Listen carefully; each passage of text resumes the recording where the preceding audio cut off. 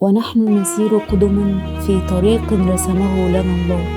افترقت قوافل أحلامنا بأمر من الله، ليس بتفريط فيك يا حبيبي ولا نقص من قدرك عندي، ولكن هذا أمر الله. أنا اسمي جهاد، عندي 25 سنة، شغالة دكتورة أخصائية علاج طبيعي. مشكلتي صعبة جدا وعاملالي ألم نفسي مش طبيعي.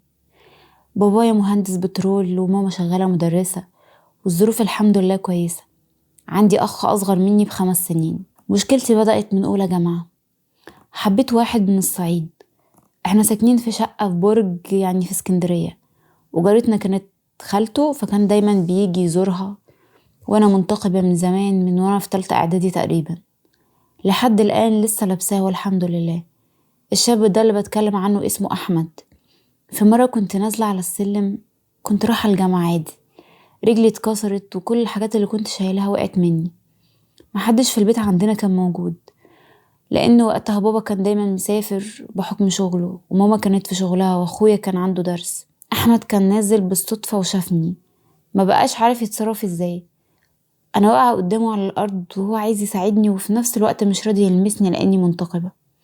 بس راح جاب عربية ورحنا المستشفى، وجبسولي رجلي، وكلمت ماما ساعتها وجات لي المستشفى، وهو معرفش حتى غير اسمي ساعتها. في الوقت ده هو اللي جاب لي كل حاجة كانوا بيطلبوها في المستشفى، وفضل معايا أنا وماما لحد ما كنا هنروح. اطمن عليا وسابنا، وبصراحة كان موقف عمري ما انساه أبدا. ما شفتوش بعدها ب2 شهر، لأنه كان متعود دايما يجي لخالته. هو كان شغال مندوب مبيعات، يعني عرفت من خالته تقريبا، هي كانت بتتكلم مع ماما في مرة، وقامت قايلة ان هو كده، ان هو شغال مندوب في شركة أدوية، وكان مسافر في الوقت ده بلده الصعيد، عشان كده ما شفتوش. من بعد الموقف ده كنت بفكر فيه كتير، انه شهم ومحترم، وازاي وقف جنبي في موقف زي كده. موقف صعب جدا اصلا يمر على اي حد، والناس زي ما بيقولوا كده بيبانوا في وقت الشدايد. في مرة قابلته برضو صدفة وانا نازلة على السلم، كأن السلم ده هو المكان اللي بيجمعنا مع بعض. كلمته وشكرته جدا وفرحت قوي اول ما شفته، وقلت له احنا حاولنا ناخد تليفونك من خالتك بس علشان نكلمك ونشكرك تاني على اللي انت عملته معانا. المهم بعدها نزلت معاه لاني كنت رايحة الكلية ساعتها، وتمشينا مع بعض واتكلمنا كتير كلام عادي. قلت له ان انا في كلية كذا، وهو كمان قال لي انه متخرج وشغال كويس وبيحب شغله، يعني كلام من هذا القبيل. وقال لي في وسط كلامنا، انا بقالي 2 شهر بفكر فيكي من اول ما شفتك، ومش قادرة انساكي ولا انسى الموقف اللي جمعنا، وانا معجب بيكي جدا، وسألت خالتي عليكي وهي بتحبك جدا وشكرت فيكي قوي، وبصراحة انا عايز رقمك. انا مش عايزة اضايقك بسؤالي ده، بس علشان بس اعرفك اكتر، لاني بسافر كتير وعايزة اتقدملك بصراحة. وهو بيقول لي الكلام ده كنت مبسوطة قوي، لانه نفس الكلام اللي كنت عايزة اقوله له من اول ما راح معايا المستشفى وشفته بيتعامل ازاي معايا. هو قال لي انا كنت عايزة اجيلك البيت واتقدملك، بس ظروف شغلي الفترة اللي فاتت دي هي اللي منعتني اجي. المهم اديته رقم، كنا حاطين حدود قوية جدا في التعامل ما بيننا والكلام. هو الحقيقة محترم جدا وبيعرف ربنا وبيصلي دايما الصلاة في وقتها، مش افعال بس وخلاص او منظر، لا بالعكس، هو بيعمل بصلاته، وكل ده باين في تصرفاته. هو كان سافر وفضلنا نتكلم تقريبا 4 شهور. بعديها بفترة لقيته بيقول لي خلاص يا جهاد كفاية كده، ما ينفعش علاقتنا ببعض تكون مجرد كلام بس. انا عايزة اتقدم لك، وانا قبل كده كنت خاطب دكتورة قبل ما اعرفك، بس ما حصلش نصيب. وانتي سبحان الله من اول نظرة ومن اول موقف جمعنا وانا حبيتك، مع اني ما شفتكيش كتير قبلها، بس اعجبت بيكي من اول ما شفتك. انا كنت دايما منبهرة بيه ومن طريقة كلامه وتعامله. كان صعيدي عنده مروءة وشهامة وراجل بمعنى الكلمة.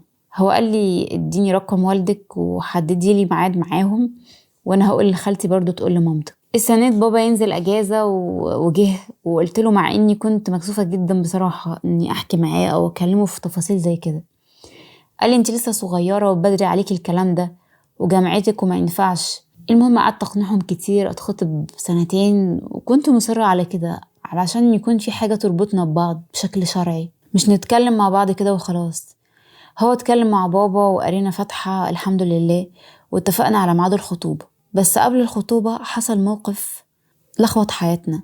والدة أحمد راحت اتصلت ببابا وقالت له أنا ابني هيرجع لخطيبته، وياريت تفركش الموضوع كده من الأول لو سمحت بعد إذنك. بابا كلم أحمد وقال له على اللي حصل ده، وأنا غلطان من الأول اللي سمحتلك أصلا تيجي من غير أهلك ووافقت عليك. قال لي بابا أنا ماليش دعوة، أنا كنت خاطبها بس ما حصلش نصيب، ممكن تكون كلمت ماما فصعبت على ماما فقالت أرجعها، بس أنا مش هتجوزها وعلشان كده جيت أتقدم لجهاد. وماما بس صعبت عليها وأنا متأكد من كده مش أكتر. بعد اللي حصل ده فهو فضل يكلم بابا كتير ويقنعه، وأنا من ناحية تانية برضو، لحد ما بابا وافق واحمد قال له انه هيتجوز وشقتنا كمان هتكون في الصعيد في بلده. بابا كان بالنسبه له الموضوع ده زي ضربه قاضيه، ازاي ابعد عنهم واعيش بعيد كده. بعدها مامة احمد برضو كلمت بابا وقالت له انا مش هبقى راضيه عن ابني لو انت جوزته بنتك. بعد المكالمه دي بابا خلاص خد موقف حاسم في الموضوع ده، قال لي خلاص كل شيء نصيب، وانا اصلا مش مرتاح من الاول وما تتكلميش تاني في الموضوع ده. كلمت بابا كتير وحاولت معاه اكتر من مره، واحمد برضو كلمه وكانش حتى بيرد عليه كذا مرة. أنا الفترة دي تعبت جدا من اللي حصل، لكن ما كانش في حل. بابا جه في يوم قال لي جهزي نفسك، النهاردة في شاب جاي يتقدم لك من توبك، دكتور زيك مش مندوب مبيعات، هو كان من محافظة قريبة مننا اللي هيتقدم لي ده. في اليوم اللي جه فيه لبست أي حاجة من غير ما اهتم، حتى عيني كانت كلها حزن، كانت ورمة جدا من كتر العياط. وطبعا كنت داخلة من غير نقاب علشان الرؤية الشرعية، وكان باين عليا مش مبسوطة، بس بالرغم من ده كله هو وافق. وبعدها كلمت احمد عشان ينقذني من الموقف ده، وقلت له على اللي حصل، وقال لي اعمل ايه؟ انا بكلم باباكي كتير وبحاول معاه بس مفيش فايدة، مش ناقص بس غير اني اتذلل له. قلت له معلش يا احمد علشان خاطري ينقذني من اللي انا فيه ده. راح قال لي خلاص ماشي هحاول تاني. كلم بابا وطلب منه ميعاد وجه، وبابا طرده للاسف، وبالنسبه لي دي كانت المصيبه. اتخطبت للشاب اللي بابا جابهولي ده، وكان قلبي مكسور جدا وعايشة من غير أي هدف. هو في مرة كان عندنا بيزورنا عادي فنسي تليفونه ومشي. هو كان معاه تليفونين فكلمته وقلت له تليفونك نسيته. هو قال لي أنا جاي بكرة وهاخده. خدت التليفون معايا اوضتي، وفي الفجر كده لقيت واحدة بتتصل، رديت قالت أيوة يا أحمد. هو برضو كان اسمه أحمد على فكرة. أيوة يا أحمد أنا نهال. قلت لها نهال مين؟ قالت لي مين معايا؟ قلت لها انا جهاد خطيبته. قالت خطيبته ازاي؟ هو كان وعدني بالخطوبة اصلا. قلت يا ربي، يعني انا رديت بالهم والهم مرضيش بيا كمان، يعني هو كمان عارف بنات. المهم الموضوع اللي حصل او الموقف اللي حصل ده خدته فرصة علشان اتخلص منه. قلت لبابا على اللي حصل، وبابا على طول خد شبكته واداهاله وفركش الخطوبة. بعدها على طول بفترة صغيرة قوي كلمت احمد وكنت مبسوطة والامل رجعلي من تاني. بس بعد فترة برضو لقيت عم الشاب اللي كنت مخطوباله ده هو وبابا جم عندنا البيت وكلموا بابا وحاولوا يقنعوه ان اللي حصل ده كان طش شباب، والبنت اللي اتكلمت دي اصلا كان يعرفها بس خلاص قطع علاقته بيها وكلام زي كده. لقيت بابا فجأة كده اقتنع بكلامهم، وبعديها لقيت نفسي اتدبست في جواز وفرح. قبل الفرح على طول قلت لأحمد اتصرف انا خلاص فرحي كمان اسبوع. رد عليا وقال لي اعمل ايه، خلاص ما بقاش في حاجة بايدي، خلاص ده نصيبنا اننا ما نكونش لبعض. وبالنسبة لي دي كانت النهاية. اتجوزت وعرفت ان احمد برضو اتجوز الدكتور اللي كان خاطبها الاول. انا كنت ساكنة في شقة ايجار في اسكندرية، وبعد فترة من جوازنا قال لي انه هيروح شغل في البحر الاحمر وما ينفعش تفضلي لوحدك في الشقة. قلت له خلاص هروح عند بابا وماما في البيت. قال لي لا، انا هاجي 3 ايام في الشهر فما ينفعش تكوني هناك عند باباكي، انا هوديكي شقتي اللي في بلدنا. انا طبعا رفضت واتخانقت معاه، وبابا وماما اقنعوني اني لازم اسمع كلام جوزي. انا رفضت ليه؟ علشان اهله هناك وهقعد لوحدي ازاي؟ ما يصحش. بس بابا وماما اقنعوني وحاولوا يخلوني اسمع كلام جوزي ليه، عشان برضو ما يكونوش سبب في خراب بيتي. انا ما كانش قدامي حاجة اعملها غير اني اسمع كلامه، لاني متربية وعارفة ان ده الصح. المهم رحت بيته، وياريتني ما رحت. البيت ده كان فيه حماية وحماتي عايشين فيه، وشابين اخوات جوزي واخته. هو كان الكبير فيهم، هم ما كانوش متجوزين، هو بس الوحيد اللي كان متجوز. طبعا هو كان بيسافر ويسيبني كتير، حتى مع مرور الوقت بقيت الاقيه بيجيلي فترات بسيطة جدا، ممكن يقعد بالشهور وما يجيش. بابا كان بيطلع يطمن عليا عشان قاعدة لوحدي، ويقعد معايا كتير ويتكلم معايا، لحد ما لاحظت ان نظراته ليا غريبة جدا مش مرتاحة لها. بس كل اللي اقدر اقوله اني ما كنتش مطمنة ابدا له، على الأول كنت بقعد قدامه بشعري لحد ما بقيت ألبس الطرحة قدامه، وأوقات كنت بلاقي حماتي بتيجي وتاخده وتقوله ما تسيبها براحتها. كنت بحس بحاجات غريبة بتحصل مش فاهمها أو مش قادرة أفهمها. في مرة تانية كنا بنشيل الترابيزة لقيته فجأة كده بيحضني. قلت له انت بتعمل ايه؟ قال لي مفيش حاجة، انت زي بنتي. الشك اللي كان عندي تحول ليقين. موقف زي كده كتير لحد ما في مرة قلت له وبعدين انت بتعمل ليه معايا كده؟ انت زي بابايا، ازاي تعمل معايا كده؟ قال لي لا، انا عمري ما شفتك زي بنتي. قلت له نعم، طب والمطلوب؟ قال لي شوف انت. قلت له ده حرام وعليت صوتي كده. قال لي ربنا يغفر لنا. قلت له ازاي وزعقت وقلت له طيب اطلع بره دلوقتي. تاني يوم بقيت قاعدة خايفة لحد ما اليوم كله خلص. واليوم اللي بعده الصبح خدت هدومي وروحت بيت بابا وقلت لازم اتطلق منه بعد كل اللي حصل ده. انا اصلا من البداية ما كنتش مرتاحه له، هو شخص مش متفاهم ولا بيحبني ومعاملته صعبة جدا معايا، ولا حتى بيوفي بوعوده. وراح سايبني مع اهله اللي كلهم متحرشين، من اول بابا واخواته برضو نظراتهم اللي ما كانتش كويسة.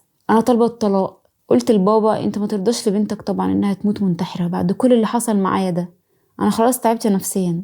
واخيرا بابا اقتنع ووقف جنبي وانا طالبة الطلاق دلوقتي من جوزي. مش عارفة اعمل ايه ولا اتصرف ازاي في كل اللي بيحصل معاه. انا مشكلتي مش اني بكرهه او عايزة اتطلق منه وبس كده، لا، انا المشكلة عندي دلوقتي اني لسه بفكر في احمد وبحبه مع اني عرفت انه اتجوز وخلف.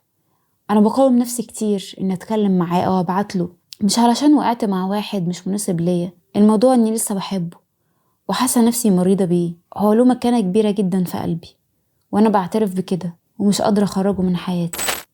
دي رسالة وصلتنا وردنا عليكي كالآتي. عايزة اقولك يا جهاد ان مسائل القلب معقدة، فلا نقش الحب في القلب سهلا ولا محوه منه سهلا، وحينما لا يتسع القلب للحب يذهب العقل من الرأس. واضح من كلامك ان حبك كان صادق وبريء لشخص قد يكون مناسب ليكي في البداية، بس ربنا اللي ما أرادش لأي سبب من الأسباب. احنا مش عايزين نجيب السبب على باباكي، يمكن كان له وجهة نظر معينة زيه زي آباء كتير عايزين مصلحة ولادهم وبيدوروا لهم على أحسن حد يتجوزوه. أيا كانت وجهة نظر والدك، في النهاية هي بتحقق مراد الله وكل شيء مقدر. بس عايزة أقولك الغايات الكبرى لا تمرر إلا عبر أبطال عظام، فانتي بطلة.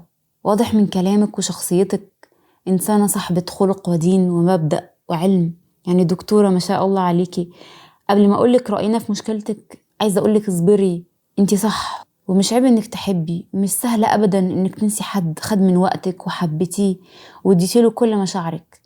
أكيد مش هتنسي بسهولة، ده ابتلاء اصبري عليه، وبالتأكيد داخل ليكي. انتي دخلتي بيت للأسف كل اللي فيه ناس مرضى نفسيين ومتحرشين، ده وقر تعبين ده، وبالتأكيد اللي اتجوزتيه ده مش هيكون سوي، وتربيته كمان اللي ترباها أكيد كان فيها مشكلة، فده في حد ذاته ابتلاء. والمشكلة مش في أهله بس، انتي قلتي ان هو كمان مش متفاهم وسايبك مع أهله من غير ما حتى يحاول يتفاهم معاكي في حاجة زي كده. بالنسبة لوالدك معلش سامحيه، هو كان سبب انه يجوزك الجوازة دي من غير قصد أكيد. هو شاف انه دكتور وشبهك وكويس وكان عايزك تنسي أحمد اللي كنتي بتحبيه بأي طريقة، فخليكي تتجوزي ده، ومن غير قصد وضع نقطة سودة في قلبك اللي كان كله مليان حب ومشاعر. ربنا يسامحه، لكن لتكوني بعيدا عن الوجوه القبيحة والعيون الحاقدة. قد رأى الله حزنك وربنا إن شاء الله هيعوضك. وعلى فكرة لو في نصيب إنك تتجوزي أحمد هتتجوزيه، بس ما تفرضيش نفسك عليه وما تحطيش أملك برضو على حاجة زي كده. أنا بس عايزة أقولك إن إرادة ربنا فوق كل شيء، وده كمان واحد متجوز ومخلف ما يصحش تروحي له أو تكلميه علشان بس تكسبي عطفه، لا، اطلبوا الأشياء عن عز.